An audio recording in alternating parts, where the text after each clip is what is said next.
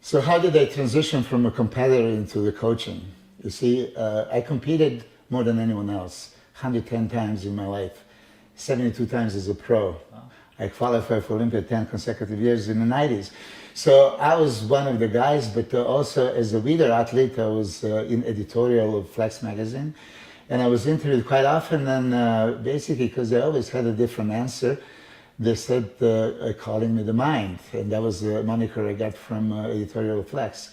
Why? Because I had different ideas. I had different ideas in training, implementing my giant sets and different type of contraction and doing superset, drop sets, prolonged sets, time and attention, many different things that I apply, in my training. But then I invented the intra-workout supplementation, something that nobody had ever used.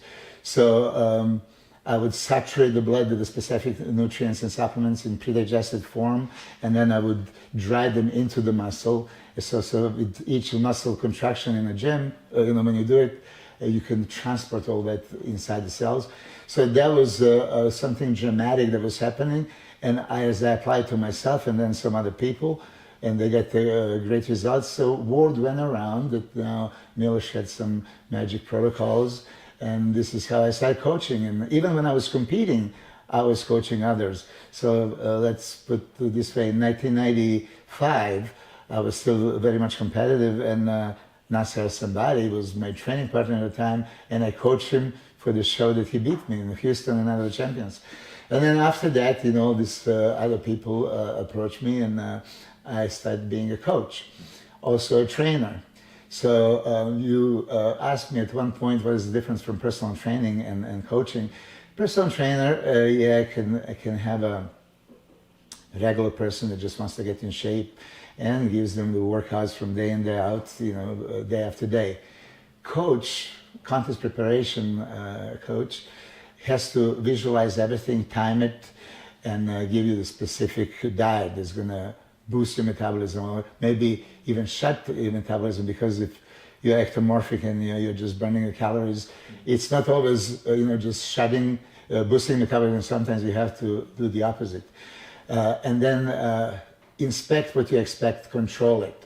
So I don't babysit just average person. I always take some athletes, not necessarily professionals, but athletes that want to make a dramatic difference.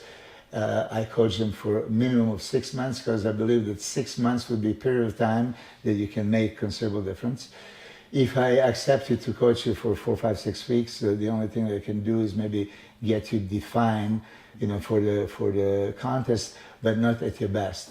So my idea of being in shape was being in shape 365 days a year, and this is why I competed repeatedly. Most of the people back in the 90s and early 2000s, they would compete in 1, 2 shows a year, and then they would have an off season. And you as a photographer know very well, you try to get people to do the photo shoots, and you expect professional bodybuilder, and then you see obese person that you don't want to shoot. So and you and I did dozens of photo shoots at, pretty much at any point when you call me, I was ready to do the photo shoot. So I believe in this kind of bodybuilding as a lifestyle, that you're supposed to be in shape year round. And all my athletes, all the people that I coach, I implement that first. I'm not going to just get you in shape for this one show. I'm going to prepare you so you can be ready for multiple shows, or if you don't want to compete, you're going to be lean year round and healthy.